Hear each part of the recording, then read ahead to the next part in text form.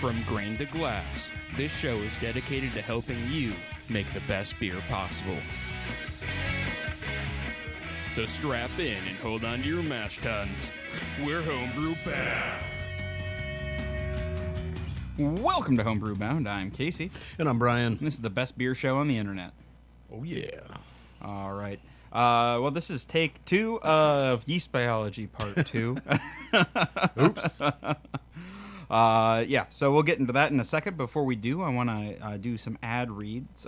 So the American Homebrewers Association does a lot to support home brewing and home brewers, and now they support us. During the AHA, we'll give you discounts at homebrew shops and select tap rooms, as well as give you access to the fantastic Zymergy magazine. Click on the referral link at the bottom of our homepage and join today. I just want to give a shout out to our patrons, specifically our black belt patron, Andy Thompson. If you'd like to be as awesome as Andy and our other patrons, head on over to patreon.com/blindnewsstudios and become a patron today. And if you're doing the Amazon shopping, head over to blindnewsstudios.com, click on the Amazon link above our homepage. Your Amazon shopping, as normally, get a bit of a kickback from Amazon, really helps us out. All right, guys, it is really hot in the studio today, so we're gonna be toasty, but classic. Yep, it's gonna be fun. It's that great August radio. You know? Yeah. And then we also have Gordon joining us today. How's it going? Gordon has actually brought his beer down, so we're going to be talking about that. And we're definitely going to be talking about my failures with this beer. Only his. But yeah, so Brian, what have you been up to? More importantly, why is this take 2 of this episode? Well, we were sitting down, not last Thursday, not Thursday last before. Thursday, but the Thursday before to make up a couple episodes, and I got my business partner Justin called me up and told me. Well, he called. I ignored his call because he frequently calls, and because he doesn't remember I'm on the air sometimes.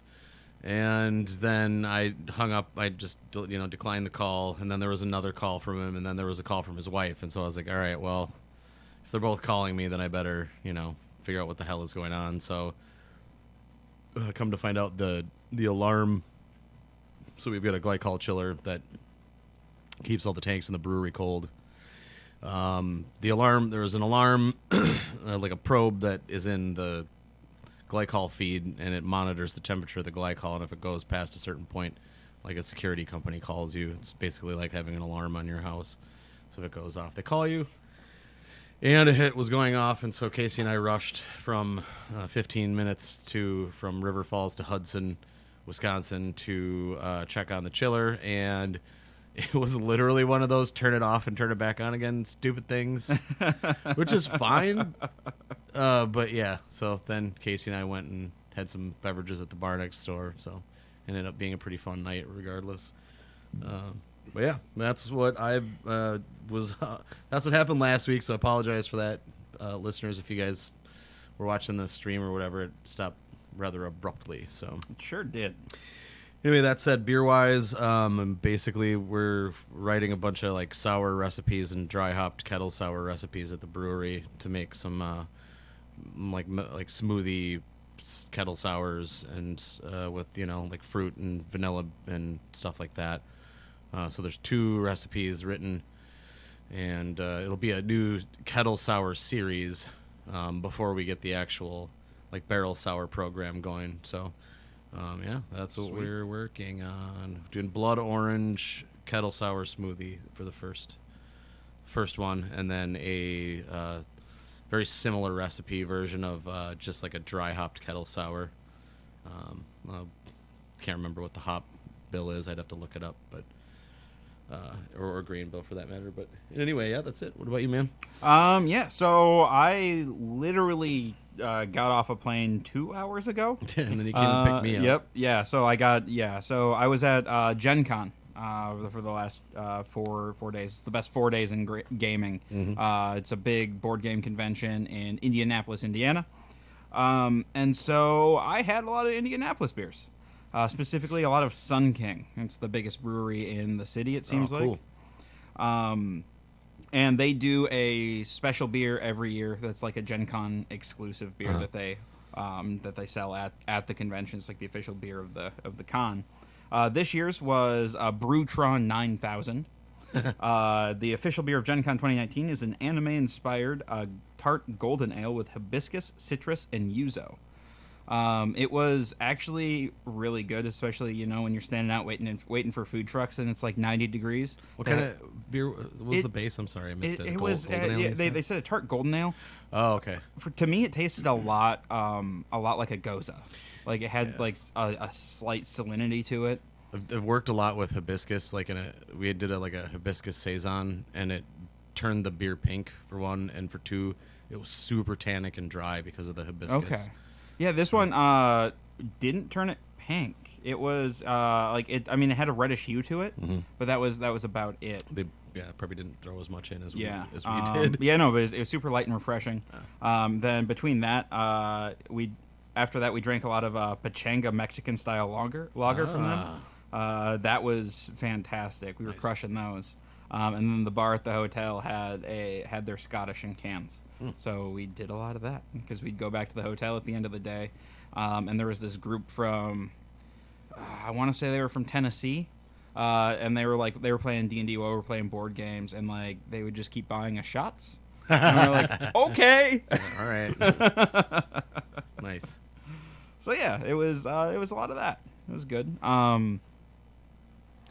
Other than that, let's see. I had a mishap with the Gordon's beer that we're gonna try, where I tried to force carb it, and there was a leak somewhere in my hose, and it drained all the CO2 out of my tank. So that was fun. So I found the leak. I fixed that. Went and got new CO2.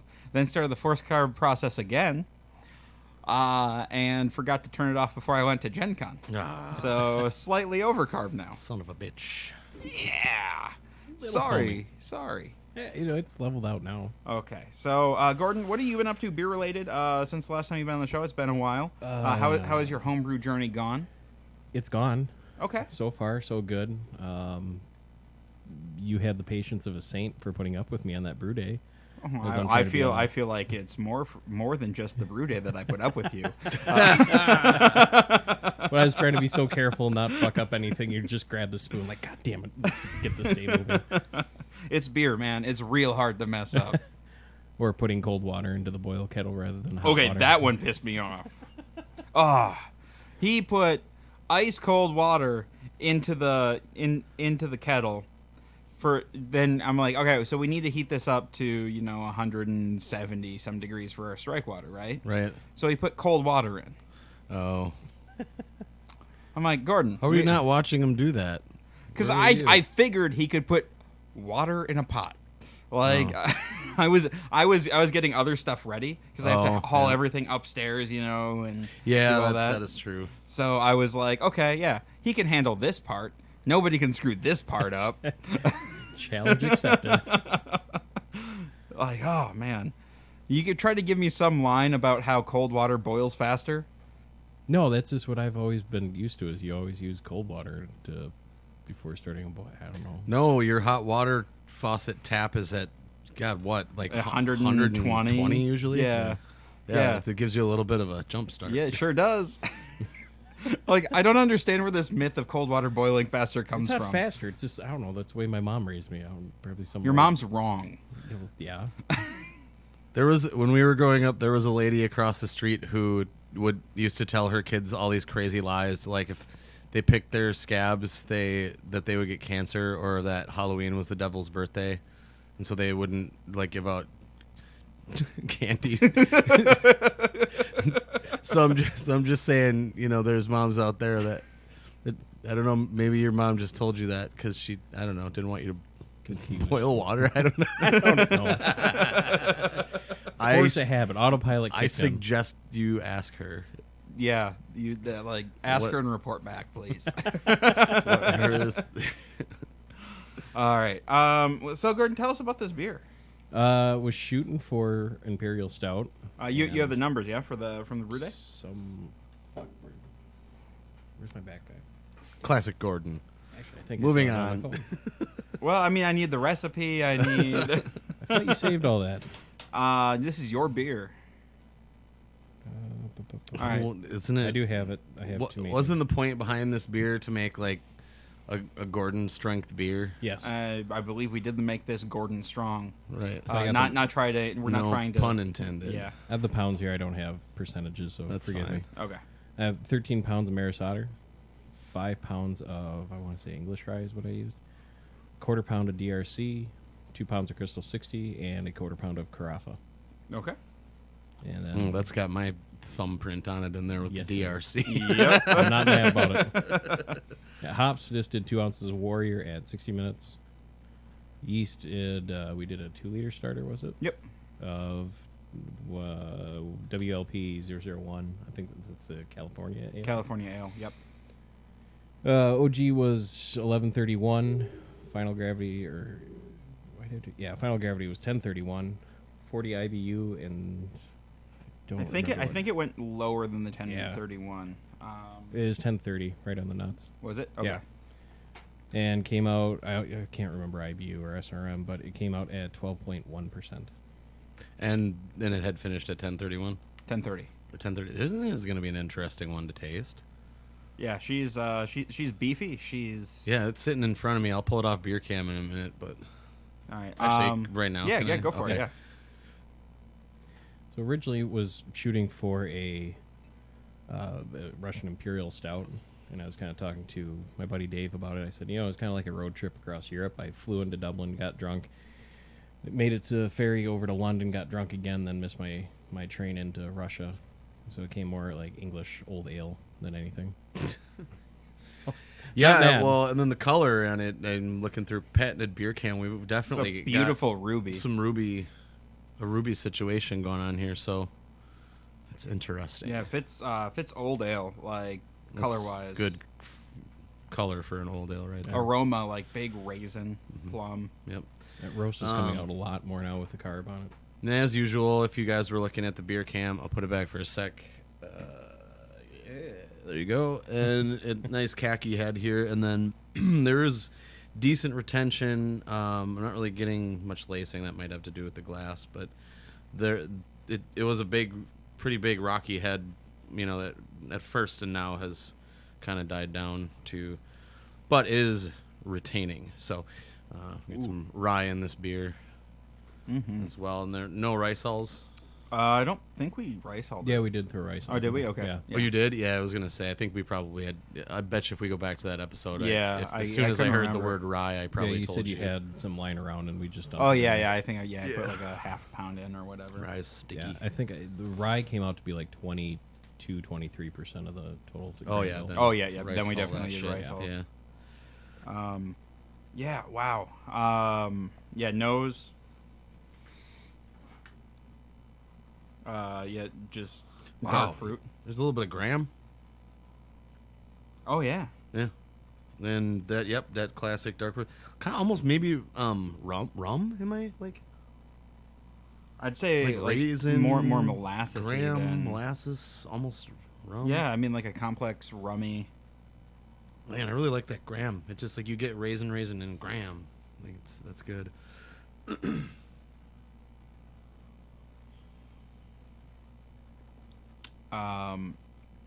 Well, what do Yeah, you think? dark fruit, black about cherry. these? I Well, like we're tasting. You talk about what you like, what you don't like, and I don't like that I missed Imperial Stout, but like I was talking to Casey after we were putting in a keg, it would be a nice kind of a backbone to make a nice like an English, try to go for an English old or go for even an English barley wine.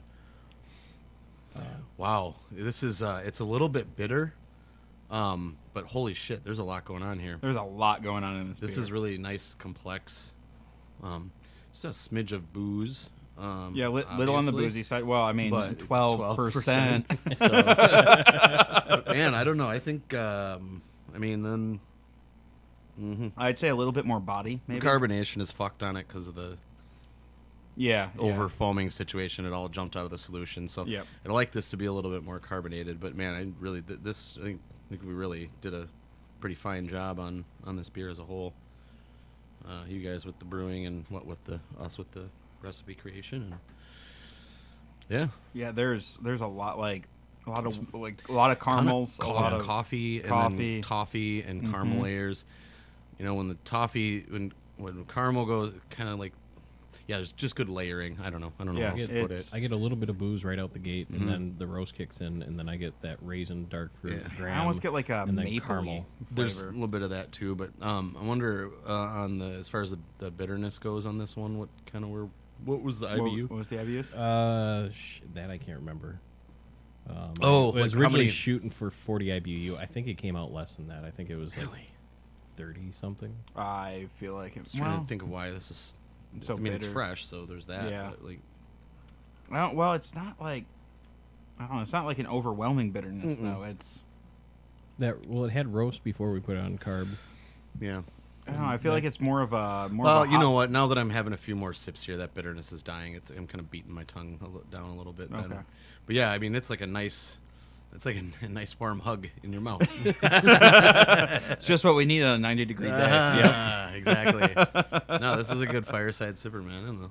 I'm really liking Yeah, it. I'm not mad about this beer at all. Yeah, holy I, shit. I was sweating bullets for the 2 months that we took. Well, it sat in the fermenter before we Yeah. finally got it in the keg. Just Probably needed. worried out of my mind that it was going to be infected because.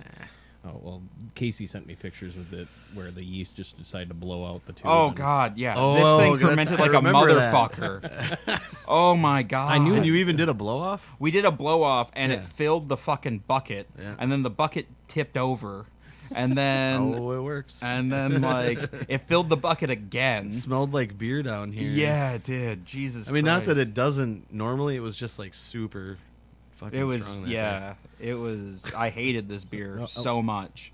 I knew that the yeast was going to grow and obviously ferment and stuff. I didn't realize just how much yeast was going to grow in there because that 6.5 gallon fermenter back there, the whole bottom, I don't know, Yeah, your panel cake. thing, the cake was Big easily cake. what, 4 inches tall. Well, there was a buttload of sugar in this thing. Yeah. And it like we've been talking about yeast. It wants all Yeah. that delicious sugariness. Well, and then again, yeast are lazy. They want the smaller sugar chains, so they always go for them. And that's another reason why this beer stopped at 1031 for one example, and for two, that's why the body is so robust in this. Okay. So, Yeah. All right. Well, should we talk about yeast? We Is should, that a thing we yeah, should do? We should. So this is going to be a long one. We're jumping into yeast biology part 2. Part 2. Yeah. So we're gonna get a lot of in depth on stuff. Gordon, have you listened to part 1? Yes. Okay. How far did your eyes roll back into your head? Pretty damn far. Okay. Granted, it made a lot more sense than the first time I tried to listen to Homebrew Bound and jump into your hop series. Okay. And Yep. that's when I got frustrated with myself and went back and listened to the whole series. Okay. From day one. All right. So it makes So, a little bit more sense please now. jump in here if you have any specific questions about stuff, because we're just gonna we're gonna continue our discussion on yeast biology, starting with flocculation. We were talking about mitochondria and Mitosis, mitosis and eukaryotic cell and how to turn right. alcohol into pyruvate. Yeah, so flocculation is basically the ability of yeast to clump together. This clumping helps the yeast rise to the top or bottom of the fermenter, which is where we get bottom fermenting and top fermenting yeast. Yeah? Yeah, what strain did we use on Gordon's beer again? California WLP 001. Okay, so just Chico, yeah. Yep. No, I okay. think originally we talked about using London Ale, and I couldn't remember, and I couldn't find my notes when ordering, so I just went safe route. Yeah, no, it's, There's enough a good complexity in bet. here without adding in Without the adding yeast. that, yeah, fruity ester. Like we'll get to esters in a bit here. So Yep. moving on. All right, so early flocculation tends to result in a sweet, under-attenuated beer. Yeast that fails to flock results in cloudy, yeasty tasting beer. So flocculation is so it's the clumping of the yeast, and so it'll if they clump together in rafts, I would say. Right, and they And they describe this as almost like a magical occurrence. And again, we mentioned this I think in a couple previous episodes or a couple episodes ago that we don't especially know why Yep, they do it. it has something to do with the wall and maybe. I don't know why they flocculate. Yep. We don't know why they do it. Some yeast are lonelier than others. I guess. If you want to think, yeah, right. That's a pretty simple way to put it. If you want to put it on a bigger scale, we're humans and we tend to, sometimes flock to other people to hang out and do podcasts. So Yep. yeah. Maybe the yeast are doing their own podcast talking about. I want to us. listen to a yeast podcast. I do too. Actually, we're recording one right now. Oh. All right. Yeah. So, yeast was selectively bred over many years and generations, by top or bottom cropping to get the flocculent strains that we have today. So the strains that we have today, even our low flocculent strains, I feel like are more flocculent than like wild yeast and yeast that would have been used even a couple hundred years ago. Right. Selective pressure once again, and we have also talked about that before. So, survival of the fittest. All right. So the primary determinant to how flocculent yeast is the strain itself, which determines the proteins in the cell wall that use the clump together. We think. Other factors that can affect flocculation are the original gravity of your wort, your fermentation temp. We'll talk a little bit about this next week when we're talking about choosing yeast. But the cooler you ferment your wort, the less vigorous of a fermentation you have. Like, you're not going to have those yeast flocculating together and rising to the top or going to the bottom. And in some, that's why lagers take longer. Yeah. So there's slower moving yeast, slower to flocculate, slower to metabolize. It's cold out, Exactly. Yeah. They just want to they don't want to bundle they should want to bundle together more. I don't understand yeast. It doesn't make any sense. Then your pitching rate. The better your pitching rate for a high flocculent strain, the better flocculation you're going to get. If you underpitch, you're not going to see as good of yeast health from them, so your flocculation isn't going to be as good. Your initial O2 content, we'll touch on that, I believe, next week again, or is that this week? Oxygenation? Yeah, oxygenation. I'm not entirely sure. But yeah, so basically you Very want important, though. Yes, yeast needs oxygen. Actually, I think we talked about it in Biology 1. We talked about what's called sterol synthesis, and that is when you do introduce, the only time that you want to introduce oxygen in the brewing process is to help build the yeast cell colony, which is the fancy way to say it is sterol synthesis. Yep. So if you want to backtrack an episode. Yes. And then the calcium content of the wort. A lot of people don't think about this, mostly because you usually don't need to. And for what it's worth, don't worry too much about this if you're not salting your water, if you're not adding any kind of calcium or any kind of salts. The general guide is that yeast needs at least 50 ppm to flock well, and generally in if you look at your water report, you're probably good. Yeah, very rarely unless I would say unless you're building up from distilled. Yeah, then that's a different story. Yep. And if you're building up from distilled, you better know your water you chemistry. better know how to put the salts in. So anyway, Right. moving on. So there's really 3 different degrees of flocculation that we worry about. I would say, right? High, medium, and low. So your high. So what kind of beers would we want to use high flocculation for? Something we want to attenuate low. Something Okay. like Saison. So our flocculation and attenuation, are they kind of on the same scale, or can you have a low flock, high attenuating, and then a high flock, low attenuating? It depends on the recipe. It depends on your sugar content. Okay. There's probably a lot of different combinations. Okay. I don't think that's a very simple. All right. I'd have to think about that. All right. So high flocculation, they're usually early to start flocculating. By 3 to 5 days into attenuation, you'll start to see flocculation, or fermentation. You'll start to see flocculation. There's so many shuns. We're gonna get These super high flocculators sometimes they'll stick, and that's why here also in the notes it says sometimes you need to rouse the yeast, or maybe So rousing yeast is just shake the carboy. okay. bubble CO2 to push Yep. it back up. Do not add oxygen. Well, there's caveat emptor on that, because if you're doing a high gravity beer, and actually I'll backtrack too in a second, but there is a plus or minus 18-hour window from the very first bubble in the airlock to from hour 1 to hour 18, that if you are doing a high gravity beer, there is a sweet spot to push more oxygen, doing a second oxygenation into the beer. And this is another Ask 10 Brewers, Get 10 Answers. So, you can Google this and you can find different people saying different things. But, it's literally, there's 16, 18-hour window where if if you want, you can push more oxygen in to get that Okay. colony going. So, but the other piece of backtrack I was going to do is when we were talking about, let's see here, the other factors like in Gordon's beer here, sometimes, flocculation, whatever, like we use WLP 001, it flocks fine. It's a like, medium flocculator, right? Right. It's a medium flock, but it's like the standard workhorse. But there's a certain point where your alcohol gets too high and it starts killing off, the colony anyway, and so that might have. That's why I went with that strain, is because I was looking at the alcohol tolerance. Yeah, 'cause and that they said one they were will good up to go that, pretty like high. 15% range. Yep, easily. So we were fine where this is concerned in this window, but there is that incidence too. So If another your alcohol piece. gets too high, your flock raft is like Jack and Rose on the Titanic. Enough room on the damn board.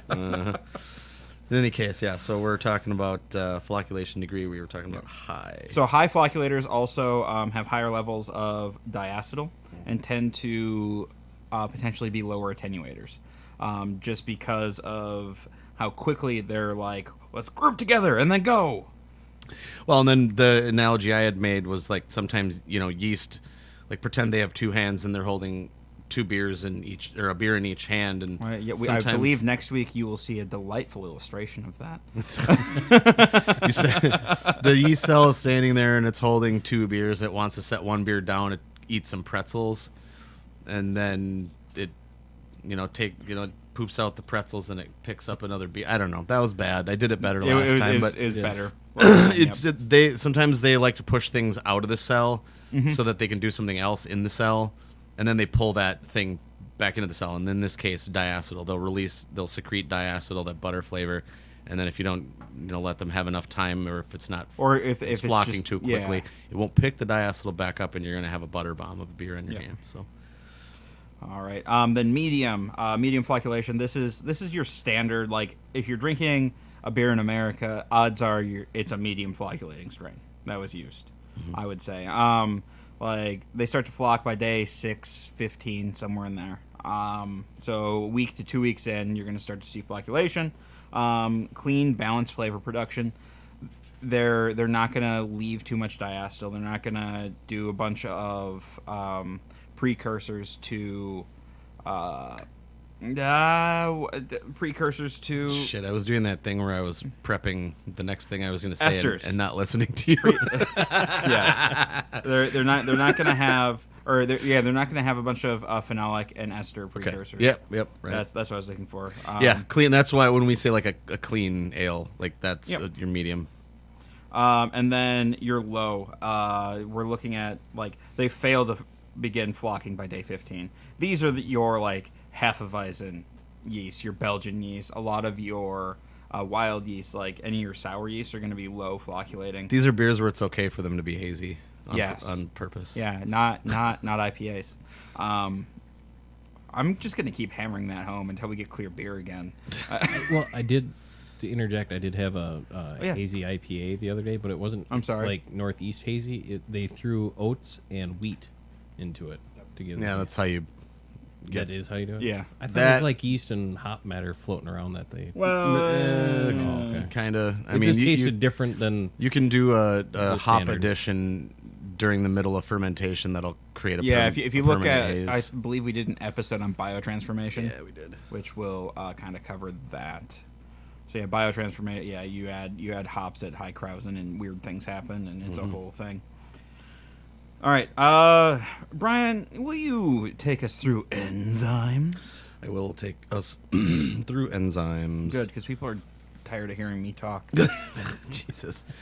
All right, so enzymes, they are proteins that have... So, well, first off, enzymes are nature's catalyst. So it would take really long time to, convert the starch to sugar in brewing, or to contribute the protein. I mean, they are a protein, so to contribute themselves and having amino acids in a correct orientation in order to facilitate that chemical reaction of fermentation. So enzymes are... They enable a reaction that would normally take place it would take several days, but now in this regard we're talking in picoseconds, like very like thousandths of a second. thousandths of a second. Like all these enzymatic reactions are happening, and then. Like I said, I kind of jumped ahead as per usual, but we utilize different enzymes in every step of the brewing process. But we really care about the enzymes in yeast to convert the simple sugars into the ethanol to begin with. Yeah, it's just, I mean, there's not really much else to say about enzymes, right? Like, they're just kind of there. So, yeah, I mean, at its core, like, brewing is basically just in one big conglomeration of an enzymatic process. All right, so now the meat of today's episode. I know it's been meaty already, and we're a half hour in, but we're about to go deep down the rabbit hole here because we're going to be talking about flavor and aroma compounds. And so we're going to be going through esters, fusel alcohols, diacetyl or diacetyl, depending on how you say things. Some organic acids, sulfur compounds, phenolic compounds. All of these like contribute flavor to your beer. So right after pitching, you have this lag phase, which is the yeast getting used to its new environment, kind of figuring out what's what. Figuring out what neighborhoods to stay away from. You know how it is. And then then there's like a rapid exponential growth and expansion phase.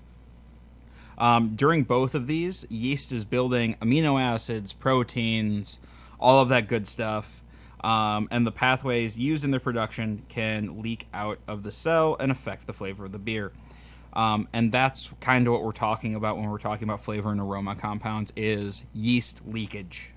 Which is not an appetizing way to think about it. No, it's not. And there are like 500 different flavor and aroma compounds that yeast could potentially leak. Yep. Luckily, we're not going to cover all 500. We'd be here all goddamn night. And you don't want that. I don't want that. There's plenty in the keg. Yeah, there is. But can you imagine listening to a podcast where we're talking about every flavor compound? I listened to a podcast where the guy talks softly and goes on tangents and rambles, and it helps me put to sleep. It helps me go to sleep. It's not Brewing Network by chance, is it? No. No. I drive around for a full-time job, and I listen to podcasts during that, but Brewing Network I can't because like the sun's hitting you, the eyes start to squint, and then one eye's asleep. Well, Jamil has that voice, you know. Oh, no, and Palmer does too. Yeah. Anyway, we're not going to talk about other podcasts on my podcast. What? It's called Sleep With Me. It's a pretty good podcast. Damn right. Sorry. All right. So you want to take esters? I feel like you're an ester fan. Ester fan. All right. So I always think about it this way. I always think about Esther the banana. So I'm thinking about the Chiquita banana lady. Maybe her name's Esther. So they're a volatile compound that's formed from an organic acid and alcohol. So when those two combine, they are Captain Planet. This is what they're Captain Banana. Captain Banana, or Apple, or Solvent. Captain Solvent. They're Carmen. They're Carmen. There you go. So esters are when you smell your beer and you get that fruity aroma of solventy apple, banana, that is respectively ethyl acetate, ethyl caproate, and the one that you'll hear the most is isoamyl acetate, and that is banana. So we're talking like the banana clove flavor that leaks out of a phenolic off flavor positive yeast strain, like when we want that to happen. You need to have an alcohol and an activated acid in order to create the ester, and the yeast are doing both of those things. So the most common activated acid in fermentation is acetyl CoA. So pre-fermentation, when we add oxygen to promote the cell growth, the cells create the sterols and prep for reproduction. So these sterols, like I was saying before, sterol synthesis. So that's what they're doing, and then sterol production removes that precursor, the acetyl CoA, from the solution, and that gives us less ester production. So there's a lot more going on in the sterol synthesis than I think we realized or talked about. So this will help to pull. Yep, and that's why when you underpitch, and the yeast is stressed. That's why you get more esters because Yep. Or more solventy. or more solventy or well yeah. So you get all of these flavors, not off flavors is what we call them, but like especially the ester ones. If you underpitch, we don't have enough yeast there to do the sufficient sterile production to remove the acetyl CoA. Right. So this this particular activated acid, acetyl CoA, it's needed in ester production. But acetyl CoA also requires fusel alcohol, and then another factor is the total activity of the actual enzymes in this situation. So that kind of wraps up esters. I know that was a little bit technical. Yeah. Well, and again, I apologize. If you guys have any specific questions on any of these, let us know, and we'll cover it. We'll try to clarify. Gordon, I know you're napping now, but No, I'm here. Sorry. I could note also that like a good person to read about esters is Charlie Bamforth has a lot of research into yep. that situation. So going from esters, esters need a thing called a fusel alcohol. So let's talk about that. So there's about 40 different types of fusel alcohols produced by yeast. Fusel alcohols taste similar to ethanol, although they can add some like warming, hot, or solventy flavors. Mm-hmm. So when you get that warming sensation, it's not necessarily ethanol. That could be a fusel alcohol. There's no beer styles where you want like that hot like solventy alcohol flavor. You do not want that. You want your fusels gone if you can. Right. If you can do it, you want them converted into something else or not done. A lot of people attribute headaches in their hangovers to fusels, which take that with a grain of salt, but it's possible. I would say that's more quantity than anything else. I don't know. I've had some pretty headache-inducing beers that I've only had one or two of, and I've had a headache after, like poorly fermented, but that's neither here nor there. But yeah, no. So I mean, I would, yeah, just keep it in mind. So they're produced throughout fermentation, both in the leg phase and in the fermentation phase. So they're formed from pyruvate and acetyl CoA during the amino acid synthesis. So if you kind of think back to last episode, which for us is a couple of weeks, so we got to really dig in that. we talked about pyruvate and how we need it because it helps us create alcohol. Mm-hmm. Fusel alcohols are an alcohol. We want to create alcohol, or we want to create ethanol. Unfortunately, when we're creating ethanol, we're also going to create fusel alcohols. Yep, so more fusel equals more ester. Yep. Is kind of, yeah. Right. And then during fermentation, it's also the reoxidation of the NADH to NAD+. And we're going to talk a little bit about NAD+ in a bit. But yeah, so just kind of keep that in mind. And then causes here, high fermentation temperature. If you're fermenting too high, you're going to get a lot of these fusels because the yeast is just going to be spitting that out. And then if you have too much or too little nitrogen, you're going to get a lot of fusel because if there's too much, they're pulling in too much, and they're going to reoxidize all of that nitrogen into NAD+. Yep. With yeast nutrient. Yep. Fan. Yeah. So yeast nutrient, I feel like we're going to have to do an entire episode on, but I'm so torn because in your mash you should be creating pretty much everything the yeast needs. So how much yeast nutrient you should add, if you need to add any, is a whole... Yeah, that's ask 10, get 10. Mm-hmm. Well, and luckily, right now we don't have that problem because we're talking about science specifically, and there are, yeah. Anyway, also conditions that promote aerobic growth produce more fusels. So oxygenating your beer, yeah, or oxygen getting into it during fermentation when it shouldn't. Yeah, if you oxygen introduced at the wrong time, like we talked about before, will cause aerobic growth, which basically has the yeast flushing all of that aerobic stuff out of the cell. It opens up the. I'm trying to remember the name for the thing. I should just pull up the notes for that, so I don't just call it the yeast butthole. Jesus. What? Do you have a better name for it? I don't. It is the. It's in this plasma. No, it's in the cytoplasm. No. Mitochondria. No. The vacuole. No. Endoplasmic Vacuole? reticulum. Endoplasmic metric. I think that's it. I think that Gordon's beer has gotten to me here. All right. You want to talk about diacetyl? Mm-hmm. So if you go to the movie theater and you get that fake butter on your popcorn, that's that. So, all right, moving on. I'm just kidding. So we do what's called a diacetyl rest, where we either like let the beer free rise or adjust the temperature a little bit higher so that the yeast, diacetyl will be reduced by the yeast, and by that I mean they're going to pull it back into their cell and drop down. High diacetyl can be indicative of crashing the fermentation too early, and then not giving it enough time to like clean up after itself.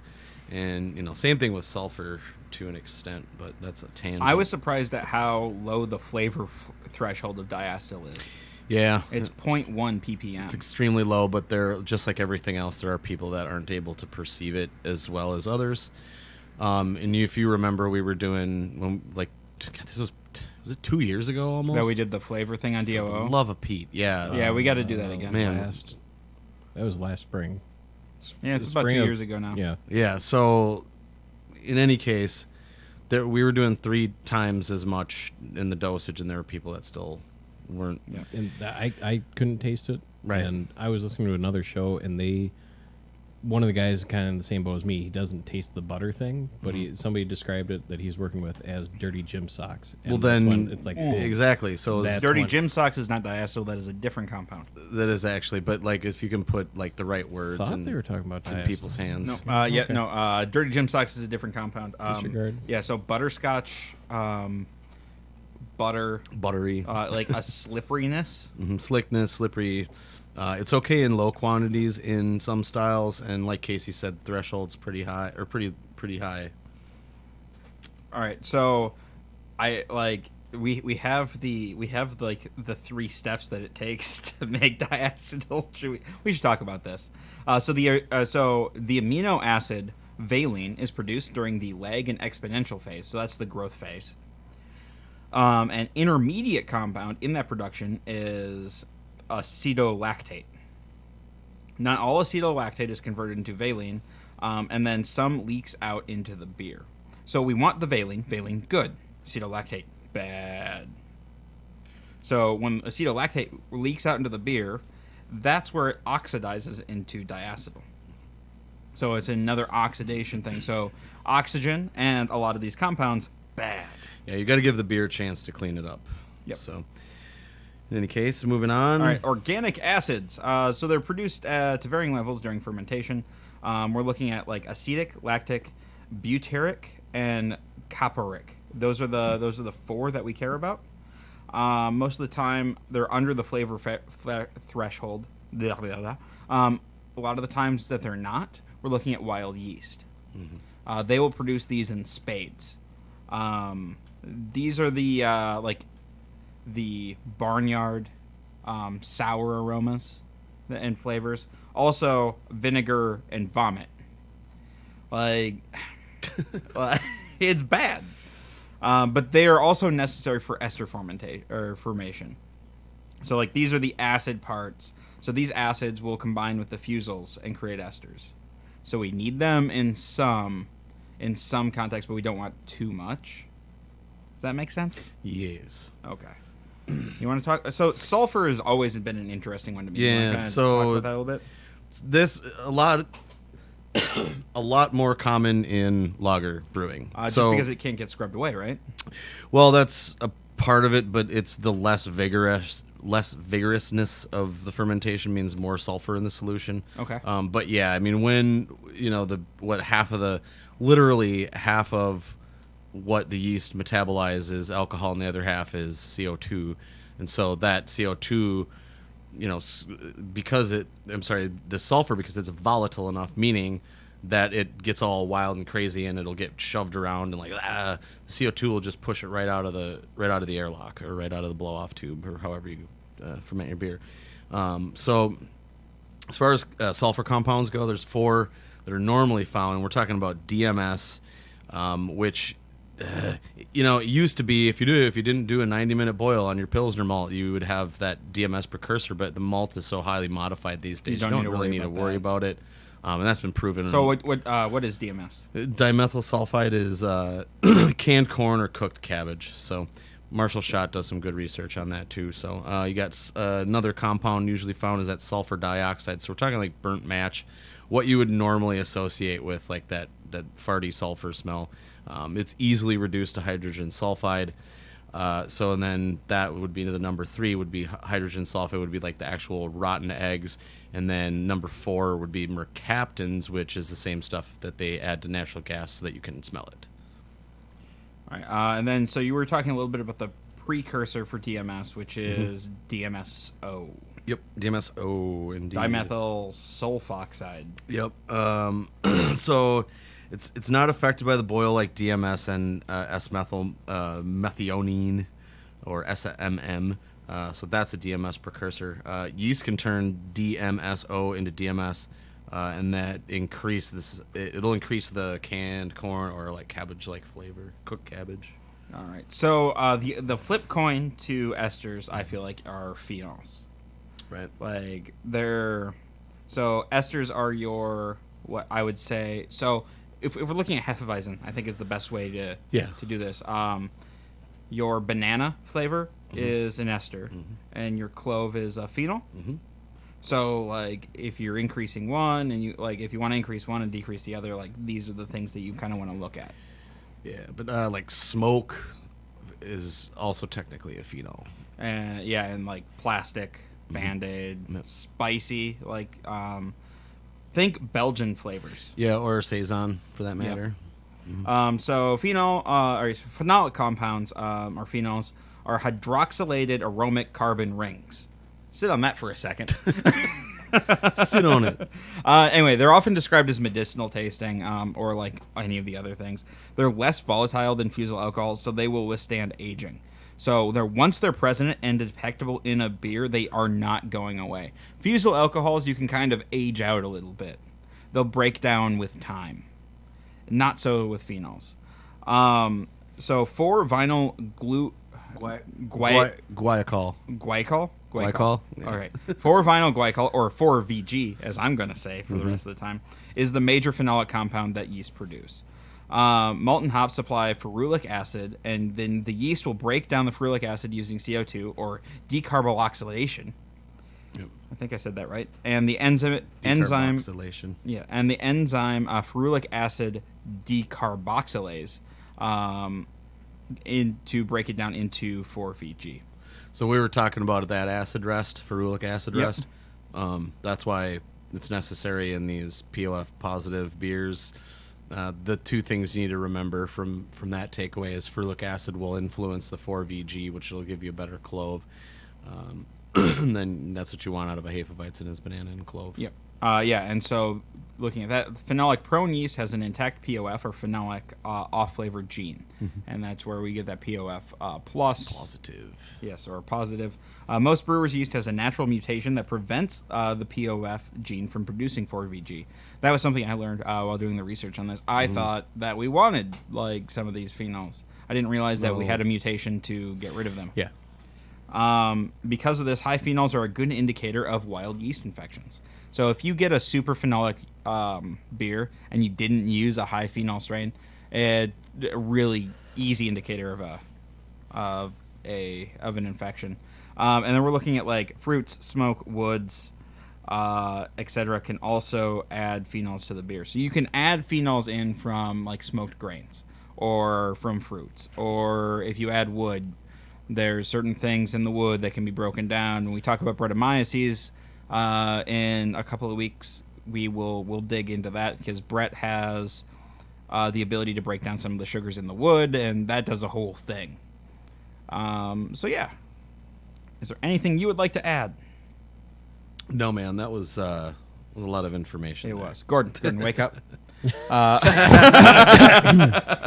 you have any questions? No, not yet. But once I re-listen to the episode, Once you 4 or actually 5 listen to times. the episode, and we'll give you a chance to come down here, listen to it firsthand, interject. And Well, you say I nothing. did interject, and then I was kind of out of my element. It's okay. We are a little bit too. We don't usually get this sciencey, and I think we're kind of out of the science woods a little bit on this, and we're getting into more comfortable territory. Yeah, if the next episode follows in order, as it should, we're looking at multiple strains. Yeah, of multiple yeast, like choosing your yeast strain. Right, I choosing think. your, yeah, is that right? Choosing Yep, your- yeah. choosing Sorry. what strain to use, I and then choose and then it's you. multiple strains, and then it's Brettanomyces. There we go. That's right. I have these planned out weeks in advance. I believe our 200th episode falls in there somewhere too. Oh, lovely. Yeah.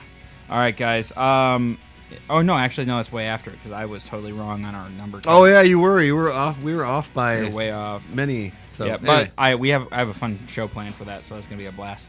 All right, if you guys have any questions, comments, show ideas, or what have you, go ahead and shoot us an email at feedback@blindnewstudios.com. You can find us on Facebook at facebook.com/blindnewstudios or follow us on Twitter at blind_ninja. And I'll see you guys next week. Peace.